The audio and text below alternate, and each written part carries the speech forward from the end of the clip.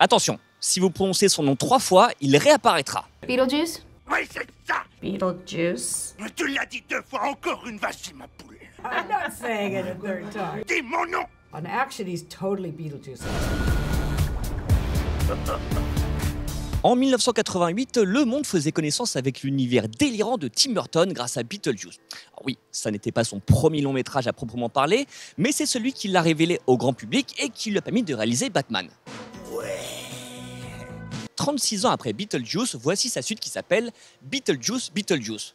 Logique. On y retrouve quelques acteurs du premier film, comme Winona Ryder et Catherine O'Hara, et des petits nouveaux, comme Willem Dafoe ou Jenna Ortega. Et Jenna, elle connaît déjà bien Tim Burton, puisqu'il l'avait dirigé dans la série Mercredi. Alors, elle n'était pas née, évidemment, à l'époque de la sortie du premier film, et voici comment elle l'a découvert. I was 9 or 10 and I did not like scary movies at all. I had severe insomnia and nightmares as a kid, so they just were no help to me at all. And I was at a friend's house and they put it on. It was around Halloween and I remember just being too insecure to like say anything or to put a stop to it. So I just sat there and I watched it and I actually enjoyed it, which surprised me. And it inspired me because I had never seen anything like it before, but it was one of the first, you know, darker films that I had ever seen. The feeling when I watched it the first time was kind of awe. You know, it was one of those, it was the first time, not the first time I'd seen Michael, but that character was just so charismatic and wonderful.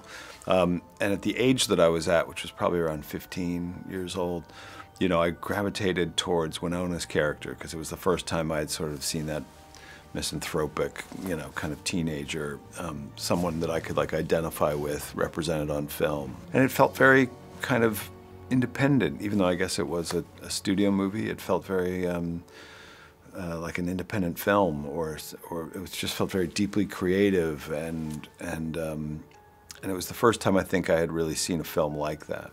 I remember it pretty well. I wasn't young, I wasn't old. I think I was probably in New York City. What year was it again? No, I was in New York City working at a theater for many years. And the one thing that struck me is we were doing a theater piece that was also using Harry Belafonte music.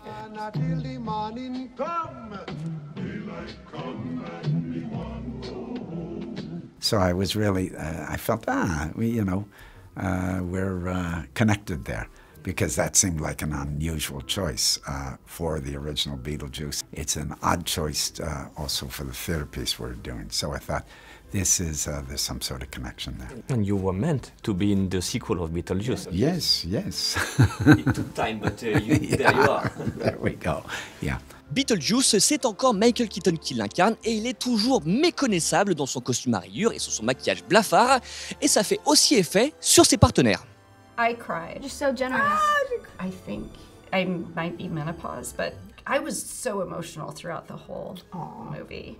Yeah, I personally, I just was really surprised and shocked, and obviously you don't expect to ever see, you know, you don't know that they're going to do this movie again, you don't know that Beetlejuice is going to come back, so I didn't realize when I was speaking to him, but then he left and I went, oh man, that was a really big, I've never seen that before. I remember being in the trailer on this one, makeup and hair trailer, and you know, we're all getting done, and I know it's happening over there. They're building Beetlejuice on his head, and they're just laughing and talking, and so you peek and see little bits of it. You didn't know whether you should go over there and go, oh my God, you know. So you kind of wait till it got closer, and then it's just crazy. And then he's just talking as himself. Yeah, and he's not just a method talking. actor. He's in he's in sweatpants. Yeah, and on action, he's totally Beetlejuice. Like he just became Beetlejuice instantly. Like no time had passed. But, you know, in between takes, he's just Michael, just talking away at you about life and love and everything. I know. With that face.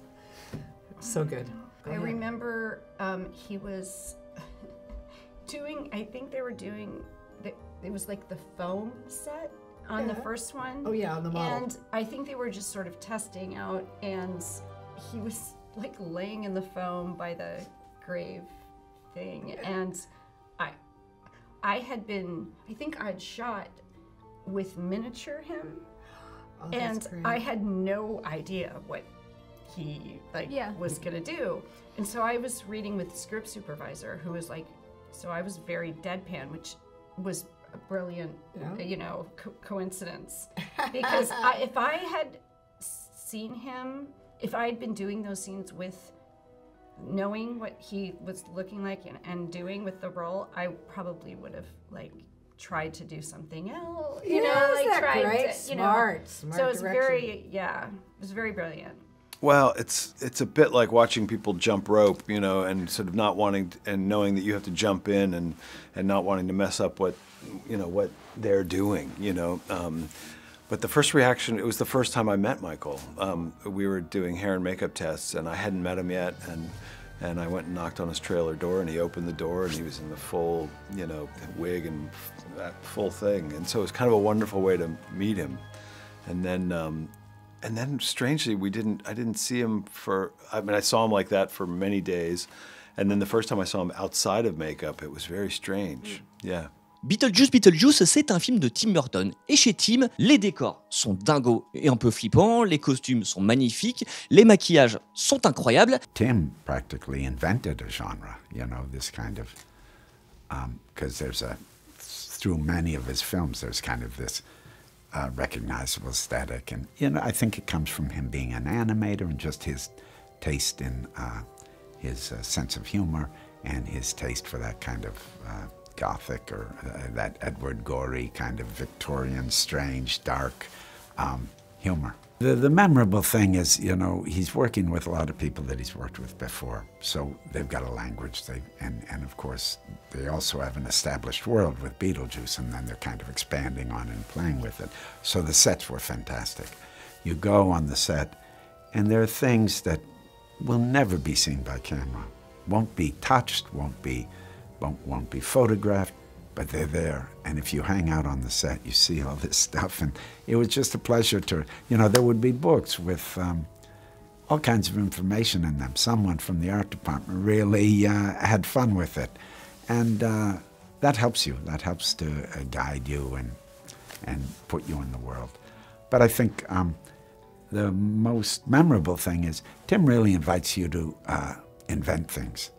And in an easy way. And there were a couple of things that we invented, you know, not any great deal, but when you invent them and they kind of function well, when they're invented on the spot, there's a pleasure to that, I think.